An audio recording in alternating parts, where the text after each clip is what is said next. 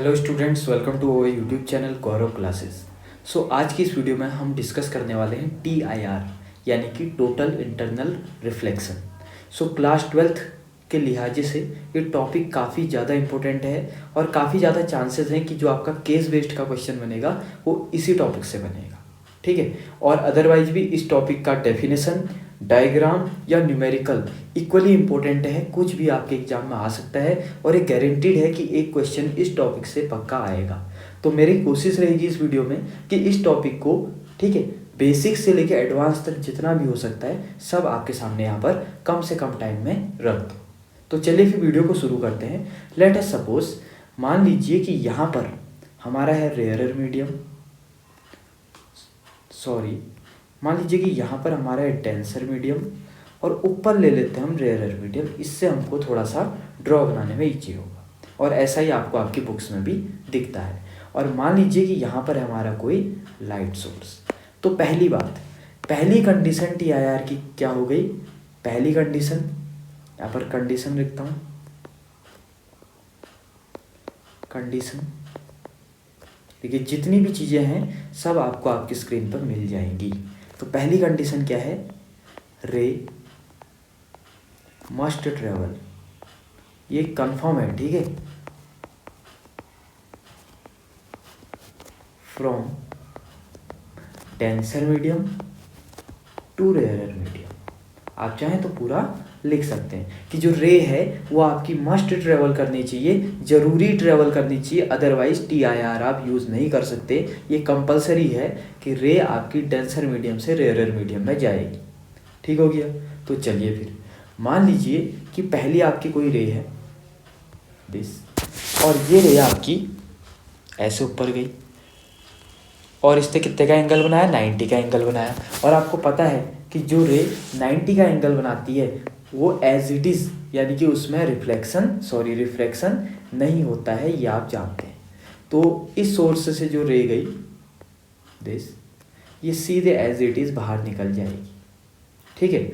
अब देखिए, अब आप एग्जाम में दूसरा रे बनाएंगे। दूसरा रे थोड़ा सा आपका किसी एंगल से गया।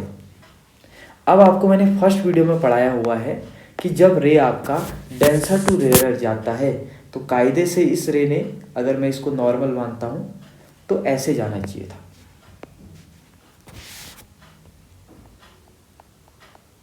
ऐसे आगे को जाना चाहिए था। बट ये रे अवे फ्रॉम द नॉर्मल जाएगी, यानी कि थोड़ी सी क्या हो जाएगी? बेंड हो जाएगी और ये रे आपको यहाँ पर मिल जाएगी। आया समझ में? अब बात करते हैं दूसरा। यहाँ पर मान लीजिए एंगल ऑफ इंसिडेंट है आपका I1, ये एंगल ऑफ इंसिडेंट है आपका I1। अब दूसरी रे पे डिस्कस करते हैं। दूसरी रे आई आप दिस, इस रे में भी क्या होगा? यहाँ पर सेम टू सेम पहले हम एक नॉर्मल ड्रॉ करेंगे दिस, और आपको पता है कि कायदे से इस रे को सीधा आगे निकलना चाहिए था। बट चूंकि हम पढ़ चुके हैं कि जब डेंसर से रेयरर मीडियम में जाती है रे तो वो अवे फ्रॉम दी नॉर्मल जाती है, यानी कि नॉर्मल से और दूर भाग जाएगी। सोचिए, पहली रे थोड़ा कम भागी, दूसरी थोड़ा ज़्यादा भागी।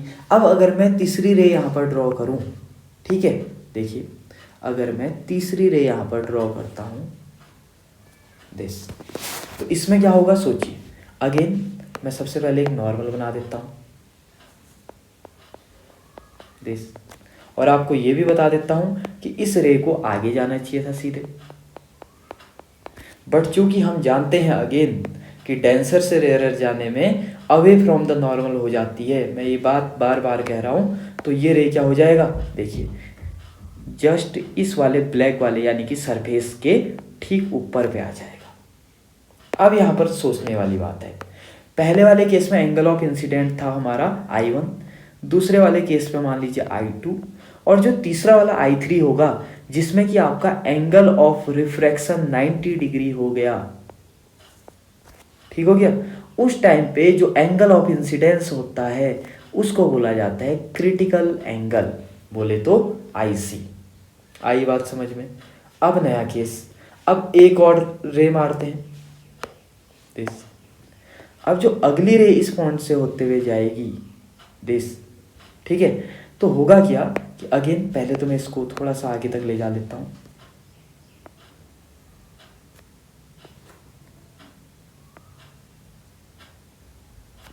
दिस, अब यहाँ पर हम क्या करते हैं, पहले एक नॉर्मल ड्रॉ करते हैं। अब यहाँ पर आपको साफ ड्रॉ से दिख रहा है कि जो एंगल ऑफ इंसिडेंस है वो क्रिटिकल एंगल से बड़ा हो गया है, यानी कि आई जो है angle of incidence is greater than angle of critical angle. तो उस केस में जब angle of incidence critical angle से बड़ा हो जाता है तो रे रिफ्रैक्ट करने की बजाय अपने ही पाथ पे वापस क्या हो जाती है, रिफ्लेक्ट बैक हो जाती है। एंड दिस प्रोसेस, यानी कि इसको क्या बोलेंगे आप, टोटली इंटरनल रिफ्लेक्शन। सिंपल सी बात, अभी तक पहले के 3 केसों में क्या हो रहा था, रिफ्रैक्शन, बट चौथे केस में क्या हो गया, टोटल इंटरनल रिफ्लेक्शन। ध्यान दीजिएगा, पहले रिफ्रैक्शन था, लास्ट में क्या हो गया है, रिफ्लेक्शन। आई बात समझ में। और रिफ्लेक्शन कब हुआ, कंडीशन क्या क्या थी, पहली बात अब इस पे डिस्कस करते हैं। पहली बात तो रे आपका डेंसर टू रेयरर में जा रहा था। दूसरी बात, जो आपका एंगल ऑफ इंसिडेंट हुआ वो ग्रेटर होना चाहिए था किसके, क्रिटिकल एंगल से। आई बात समझ में। अब इसके बाद आप कितनी भी रे बना लीजिए वो सभी क्या दिखाएंगी, TIR शो करेंगी। अब आप चाहें तो एग्जाम में ये 4 डायग्राम बना सकते हैं, यानी कि 4 रे दिखा सकते हैं। 4 से ज़्यादा दिखाना भी सही नहीं है, 4 रेज आपकी इनफ है, वो इजीली आपके डायग्राम को अच्छा सा शो कर देती हैं। आई बात समझ में। तो आप देखिए ये हमारा पूरा TIR का केस बैठा, जिसके लिए मैंने आपको कंडीशंस भी बता दी, सब कुछ मैंने यहाँ पर आपको एक्सप्लेन कर दिया है।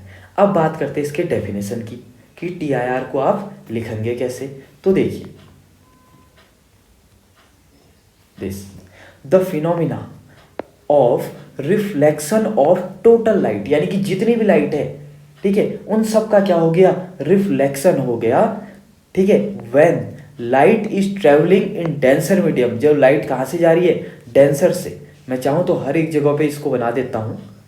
देखिए दिस, हमेशा कहाँ से जा रही है, डेंसर से जा रही है। दिस क्या लिखा मैंने, when light is travelling in denser medium strikes, देखिए स्ट्राइक कर रही है the interface separating denser medium and rarer medium. देखिए डेंसर मीडियम से रे आई और वो स्ट्राइक कर रही है डेंसर मीडियम और रेयरर मीडियम को, जो सरफेस सेपरेट कर रहा है। ठीक है, at an angle greater than critical angle, ये सबसे नोट है, इंपॉर्टेंट है।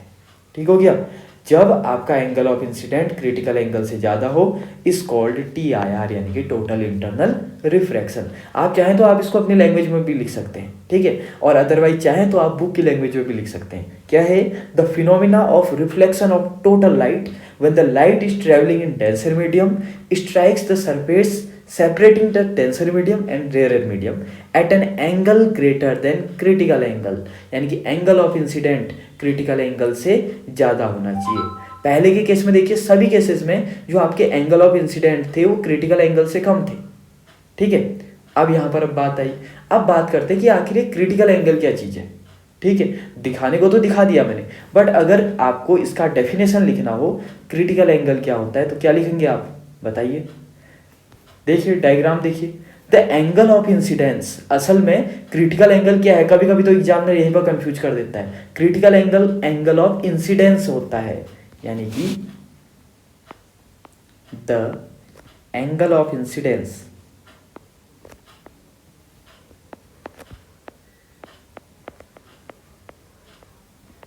Eight which the angle of refraction becomes 90 degree. आई बात समझ में, this is called your critical angle. यहाँ पर मैंने दोबारा ड्रॉ बनाया है ऐसा एंगल ऑफ इंसिडेंस जिसके लिए आपका एंगल ऑफ रिफ्रैक्शन कितना हो जाए, 90 डिग्री। आपको समझ में आ गया होगा 90 डिग्री कैसे हुआ, क्यों, क्योंकि 90 ये एंगल ऑफ आर्क है क्या, angle between normal line and refracted line, जो कि कितना है, 90 डिग्री है। ठीक है, अब देखिए इसके लिए कंडीशन निकालते हैं, यानी कि एक्सप्रेशन निकालते हैं मैथमेटिकल। अगर आपने मेरी स्नेल्स लॉ वाली वीडियो देखी है तो वहाँ पर मैंने आपको बताया है कि हमको रटने का है ही नहीं, ठीक है, हमें सिर्फ इतना पता है कि डेंसर मीडियम से रेयरर मीडियम में रे जा रही है। डेंसर मीडियम का रिफ्रैक्टिव इंडेक्स क्या है, μ2 है, और रेयरर मीडियम का कितना है, μ1 है। देखिए रेयरर मीडियम को कई सारी बुक्स में एयर बोल देता है, ठीक है, और एयर का रिफ्रैक्टिव इंडेक्स 1 बोल देता है। हम चाहें तो उस पर भी एक्सप्रेशन निकाल सकते हैं, बट हम इसको μ2/μ1 के फॉर्म में करेंगे, क्योंकि जरूरी नहीं है कि हर बार क्वेश्चन में एयर ही पूछा जाए। ठीक है, तो देखिए आपको मैंने बताया है कि sin i upon sin r equal to क्या होता है, रिफ्रैक्टिव इंडेक्स उस मीडियम का जिस पे रे जा रही है। ठीक है, कौन सी मीडियम पे जा रही है, रेयरर मीडियम पे, और रेयरर मीडियम का रिफ्रैक्टिव इंडेक्स कितना है, μ1, अपॉन रिफ्रैक्टिव इंडेक्स उस मीडियम का जिससे रे जा रही है। किससे जा रही है, डेंसर मीडियम से, और डेंसर मीडियम का रिफ्रैक्टिव इंडेक्स कितना है, μ2। अब यहाँ पर अगर मैं वैल्यू रखता हूँ तो साइन आई, क्रिटिकल एंगल के केस में साइन आई की जगह में क्या हो जा रहा था, IC, अपॉन जैसे ही क्रिटिकल एंगल बन रहा था उस टाइम पे एंगल आर कितना हो जा रहा था, 90 डिग्री, इक्वल टू μ1/μ2 दिस। और आपको पता है कि साइन 91 होता है, तो यहां से आपका आ जाएगा कि sine IC equal to μ1/μ2। So this is our answer. अब अगर आपकी किसी भी बुक में साइन IC इक्वल टू μ2/μ1 दिया है तो आप एक बार डायग्राम गौर से देखिएगा, उससे रेयरर मीडियम का रिफ्रैक्टिव इंडेक्स μ2 माना होगा। आई बात समझ में। और अगर आपने मेरा स्नेल्स लॉ का वीडियो देखा है तो वहाँ तो मैंने कंफर्म बता दिया था कि इससे कोई फर्क नहीं पड़ता है, हमें सिर्फ अपना फॉर्मूला याद रखना है, sine i upon sine r equal to refractive index उस मीडियम का जिस पे रे जा रही है अपॉन रिफ्रैक्टिव इंडेक्स उस मीडियम का जिससे रे आ रही है। अब यहीं पर जो आपका केस था उसे भी बना लेता हूँ, ठीक है, किनारे पे केस भी बना लेता हूँ, पूरा ही काम खत्म हो जाएगा। मान लीजिए कि μ1 यानी कि रेयरर मीडियम का रिफ्रैक्टिव इंडेक्स कितना है, 1 है, तो साइन IC बराबर कितना हो जाएगा, 1/μ2। ठीक है, तो IC इक्वल टू कितना हो जाएगा, साइन इनवर्स 1/μ2, और शायद यही आपने अपनी बुक्स में देखा होगा। आई बात समझ में। सो दिस इज एक्सप्रेशन। आप चाहें तो पहले आप इस एक्सप्रेशन को निकालिए, उसके बाद केस डाल के अगर आप इसको कर देंगे तो आपका और अच्छा इंपैक्ट पड़ेगा। ये भी नहीं, बस आपने क्या करना है, μ1 की जगह में 1 रख देना है।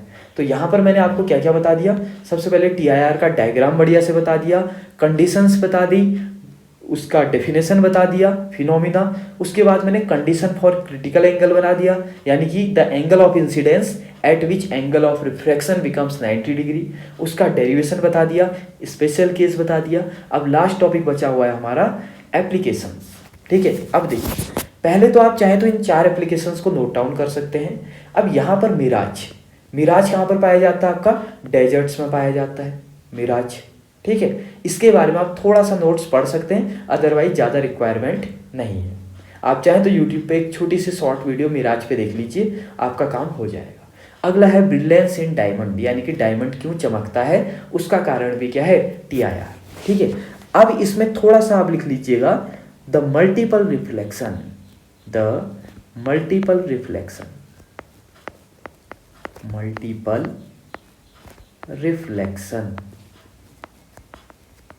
अगर इस पे नोट बनाने के लिए आएगा, केस बेस्ड में आ सकता है। CBSE ने जो सैम्पल पेपर रिलीज किया था उधर पे डायमंड का एक क्वेश्चन दिख रहा था, कॉस्ट बाय TIR।